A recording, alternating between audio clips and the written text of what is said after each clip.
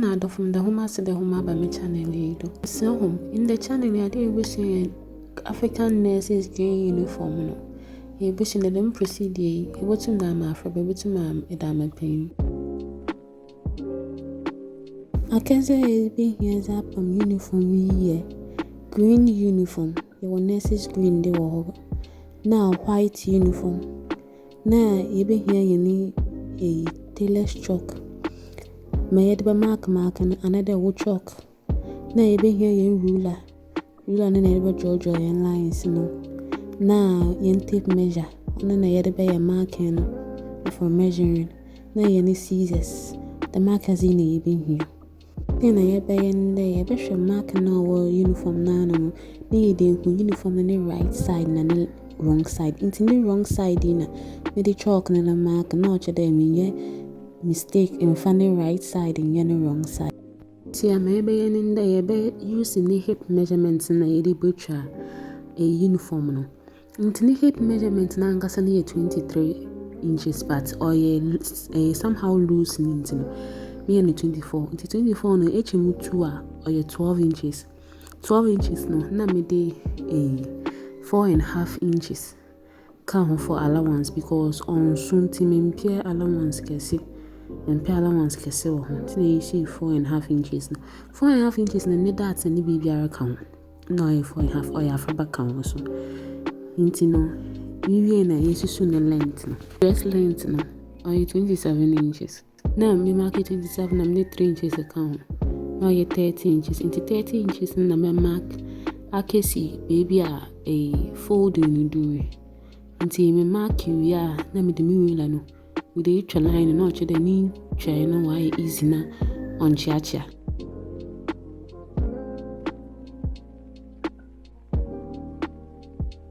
I eat your body no if you mean fabric no. Into my baby and next thing in there, you baby into four a partner.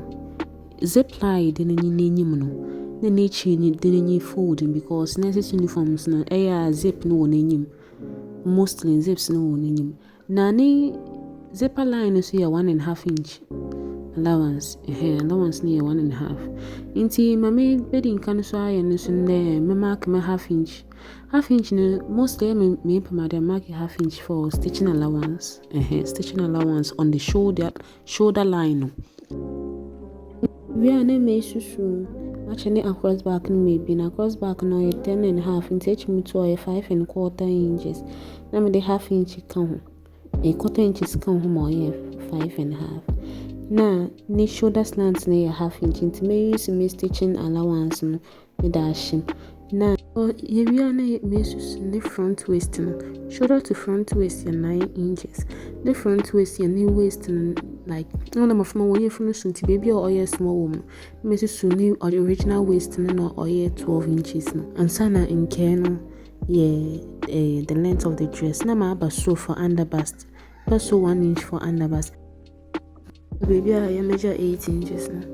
Now, this 8 inches now, that's a baby shoulder, need tip to tip measurements. Now, tip to tip measurements near 5 inches. CHM 2.5. It's only be used for all the measurements except for our son. Our son, the 1 inch back on home 6 HM 2 or 3. Only be used for us measurements. If you want to have a waistline, waist that you be half inch if you 2.5 no. Not today, you be really not today why 2, which is 4. You be you can 5 ni be 1 inch, but on them there you actually into half maybe. Into only you be you underbust na a front waistline in ya.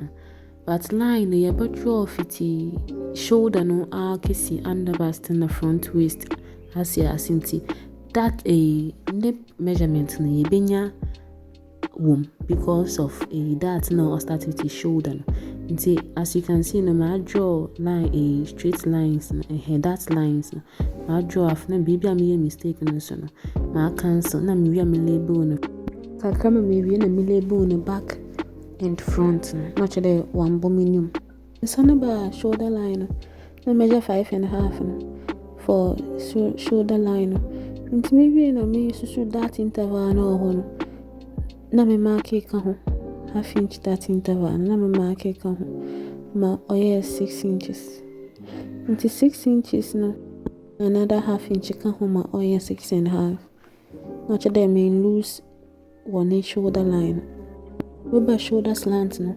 The shoulder slant no on me de oye or me a pattern or a material na anga sanu dinti no. Me de half inch ka ho no be a stitching line. Maybe a stitch but on ye a horn na me den mucha adena shoulder na mucha afa.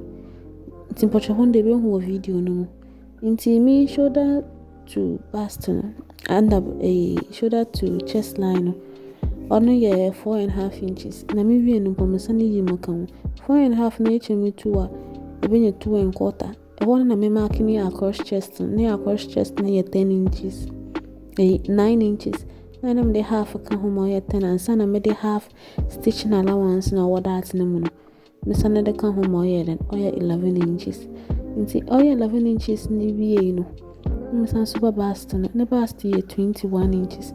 Into 1 year 5.25 na me de half inch ka ho mo ye 5.5. The 5.5 na me wie no. Ne eja mo draw we me lie me armhole curve no. At the winter why sharpening down on extra that no or shoulder no mono hands na curve no on the curve na be me pa ne ja me use me curve no ka ho na me di draw lie na me trim me di try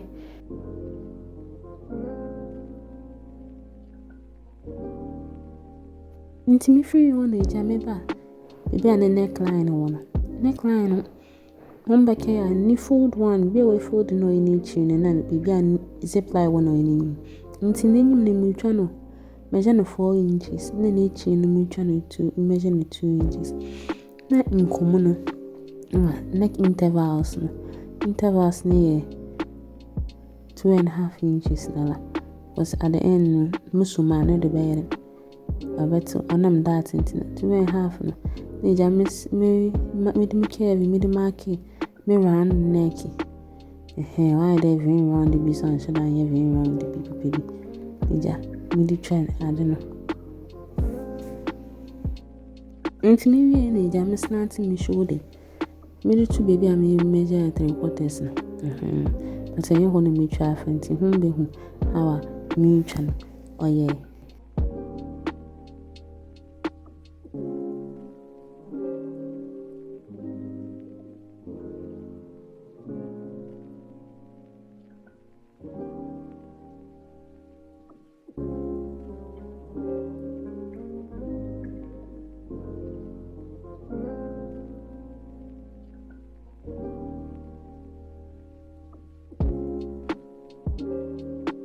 Me try really jammy indicate some arrows if you are why one or baby a that na the be she not there me miss out because in the front near is like oh but from pumba into me really jammy arrows na me indicating na me de pin me de match a that no me pin the front na my front maybe a side and side in a back na my back no see a back no you fold into back na ja me the front mom them here one piece because we use the other half na me the pocket na wo pleats bi na ade bi wo no see a me be in there the tape ne beto attorney ni shoulder ni susu ni shoulder to waist ni 12 inches no near the half inch aka ho for stitching allowance until 12.5 for one na ya ase na susu baby a ye pede pocket no odu until no na adkwenti me use pencil there no unsure one pokon na fabric no too much pencil na unsure until me so hom fancham there hu lines no ye until after that na be wunda me that to be 12.5 no one up mena na me susu 7 inches into 7 inches no 7 inches no will serve as the length of the pocket pleat area na is an susu the width na be susu or baby at the side of the dress to the one the pocket in a ye folding into 2 in the six yan be susu yan inches yana width no 8 inches into ye maintaining the ma yeah, susu the length no. Into length no originally no length near 7 inches. But the allowance be welcome. It depends on what you prefer. It depends on the fabric. The fabric not also, it depends on what you want. Say 7 inches na say we are the bear. You shall say for allowance for the stitching allowance. The 5 inches I come. Only ye boo. You do boo the tax. This tax at the end, in your 13 inches. 13 inches in the wood may mark. No, the move most men that draw a line, straight line, nature. Ye try if you teach a phone that you too for both sides of the front pocket near you too. Until you will try until you too.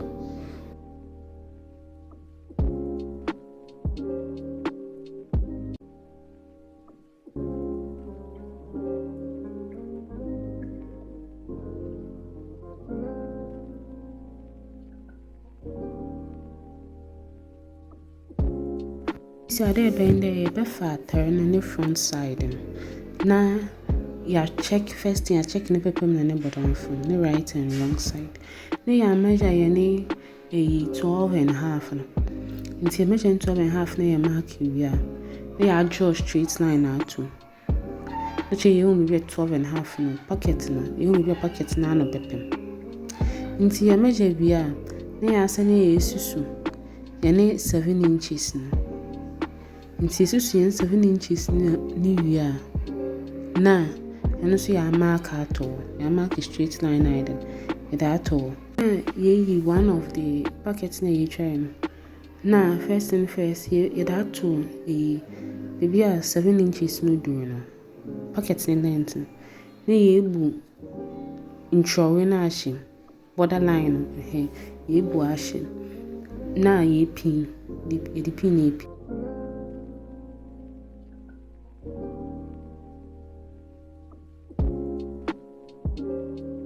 a pin we are near the yesu fiti pocket na nano. Just 2 inches from pocket na nano. It's only a bobu ashim. Near yesu 2 inches. Only a bay the main first only a first plate, but on also some other plate no be the chin. It's yesu 2 inches. Here fold the 2 inches near the item, it ashim.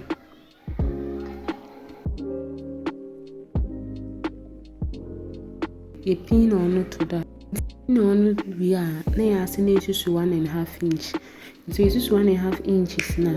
They are just straight lines. It's them 1.5 inch. Now by the interval between a packet of salt and the first a plate no. Interval about the on a second one. Next plate no baba. Into the main 1.5 inches and no obey interval between them. Nti we na able plate no nimbu able to use wo fingers no e show wo palm wo fingers na there are some lines in it nti able to use the markings no fingers no no na etum the determine wo plate size that is the easiest way I can tell you. Nti for the last plate no na we share allowance work our plate no packets no honey the plate for the last one. On a plate, when session is allowance no door, so you can remove the second plate and then reduce the allowance no shame.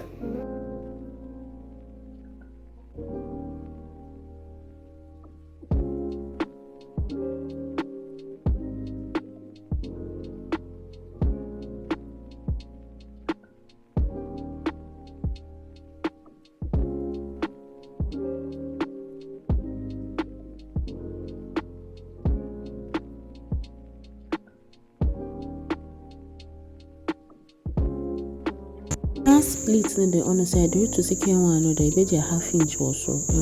Not the plate in show kaka.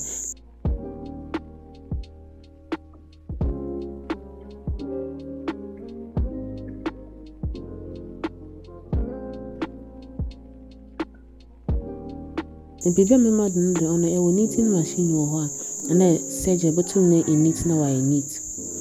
Nti I them name na front that near a pin a side one.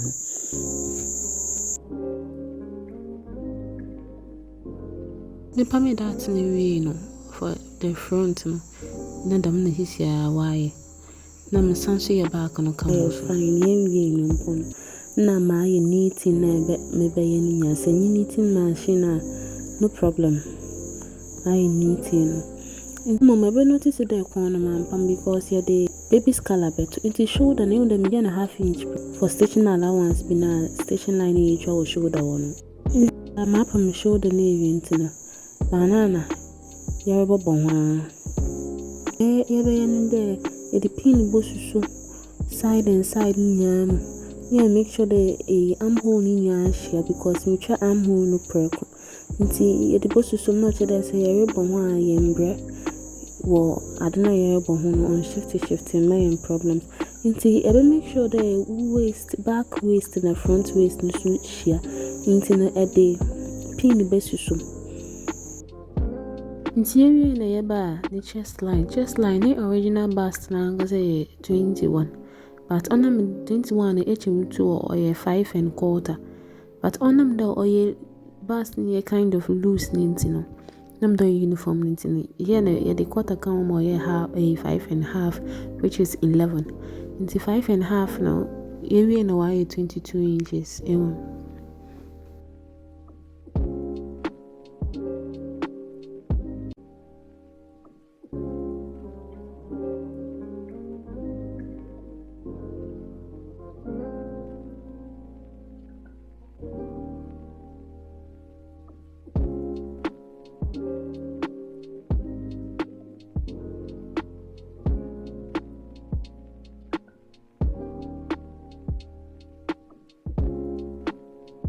Interior na yeba shoulder to front waist which is the smallest part of the waist also an original waist line or 12 no interior na isusu 9 inches no I want to know in the front waist in the front waist no mom you see the original waist measurement no which is 20 into 20 divided by 2 you 10 hm2 bima or 5 10 inches na jai susu for the waist line me susu bust no so by 11 nti mi wie no na me the pin na me the pins no abobom na che the way to me hold the uniform ni baby am marking no na che the on then on shift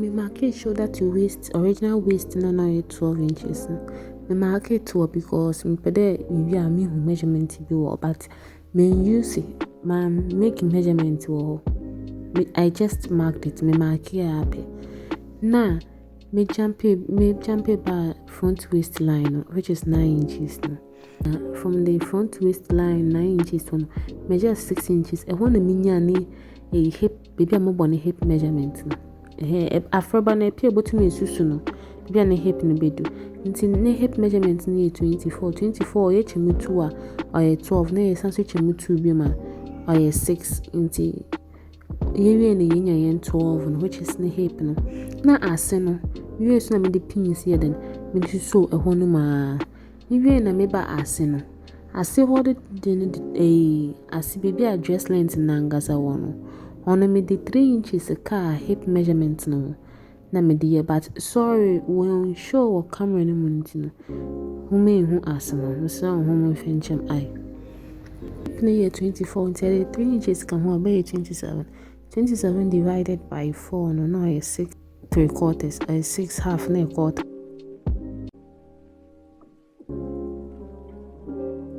into me na me family ruler no when the connect lines ni nya na dot na me make ni nya no and the connecting na me who shape no ntimi bo wo hwe no dam na atar na ye ntimi so ye part 1 of the video no ntimi part 2 but you the next me da hona see